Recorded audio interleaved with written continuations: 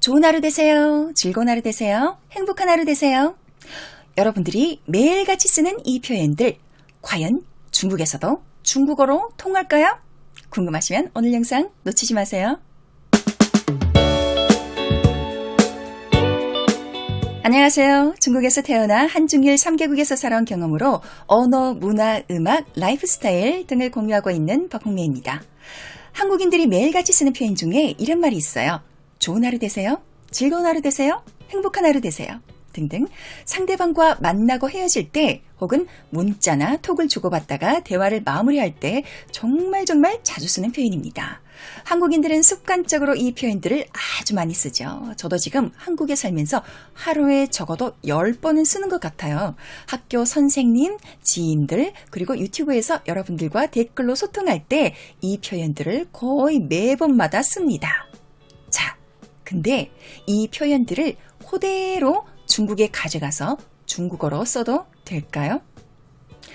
좋은 하루 되세요. 즐거운 하루 되세요. 행복한 하루 되세요. 이 문장들을 중국어로 번역하면 이렇게 됩니다.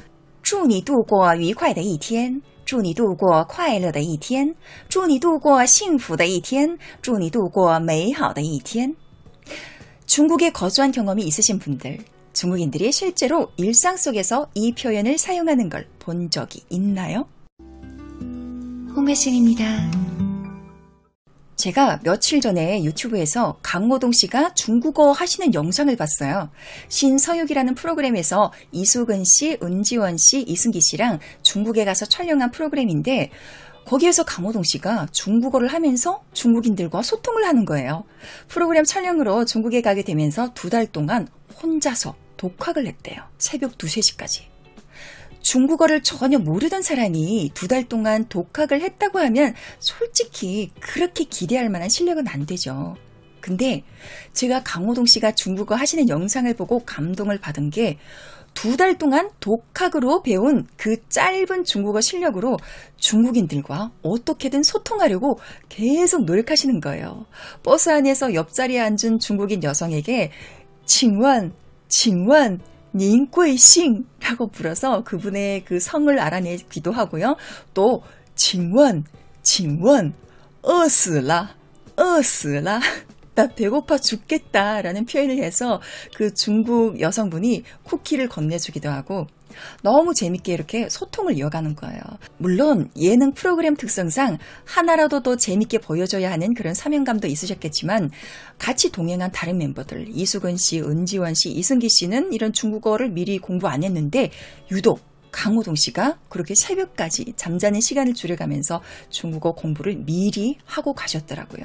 그 모습을 보면서 와, 강호동 씨가 괜히 그 자리에 있는 게 아니구나라는 생각을 하면서 다시 한번 감탄하게 되었습니다. 제가 이 영상 아래에 설명란에 강호동 씨 중국어 영상 주소를 올려놓을 테니까 여러분들도 꼭 한번 보시기 바랍니다. 자, 근데 오늘의 주제로 다시 돌아갈게요. 강호동 씨가 중국의 햄버거 가게에 들려서 짧은 중국어로 겨우겨우 햄버거를 구입하고 가게를 나갈 때 직원에게 이런 말을 했어요. 美好的一天美好的一天 그러니까 좋은 하루 되세요 라는 표현을 한 거죠. 직원에게. 한국에서는 일상 속에서 아주 흔하게 하는 표현이니까 예의상 그 표현을 했던 것 같은데요. 근데 중국인 직원이 그 말을 알아들었을까요? 중국인 직원은 그 말을 못 알아들어서 완전 어리둥절한 표정을 짓다가 나중에 막 웃었어요. 강호동 씨의 중국어 발음이 그렇게 썩 정확한 발음이 아니었던 원인도 있겠지만 좋은 하루 되세요 라는 표현은 중국인들이 일상 속에서 잘 안 쓰는 표현이기 때문에 더 전달이 안 되었던 것 같아요. 만약에 이 표현을 꼭 하려고 했다면 祝你度过美好的一天希望你度过美好的一天 당신이 좋은 하루를 보내기 바랍니다. 이렇게 완전한 문장으로 표현을 했다면 아마 뜻은 상대방에게 전달이 되지 않았을까 싶은데요. 중국인들이 자주 쓰는 표현은 아니지만 아주 아름다운 멋진 표현이잖아요. 직원이 아마 웃으면서 谢谢, 谢谢, 고마워요 이렇게 받아줬을 겁니다. 근데 강호동 씨가 그냥 美好的一天, 美好的一天 아름다운 하루, 아름다운 하루라고 하니까 중국인 직원이 강호동 씨가 이 말을 하는 의도를 알아차리지 못한 거예요.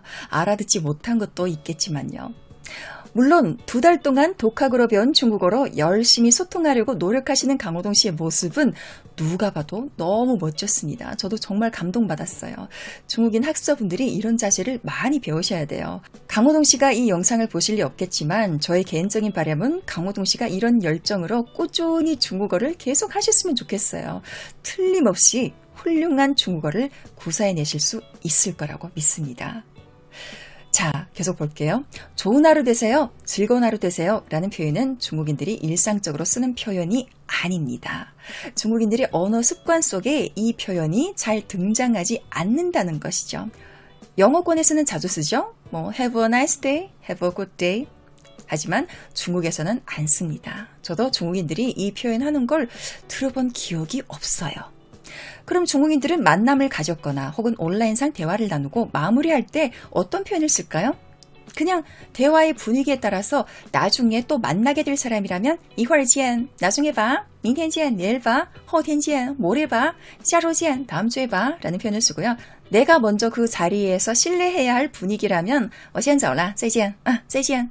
이렇게 나 먼저 갈게요. 먼저 실례하겠습니다. 이렇게 표현하고요. 상대방이 뭔가 수고스러운 일을 했다면 您辛苦了, 再见.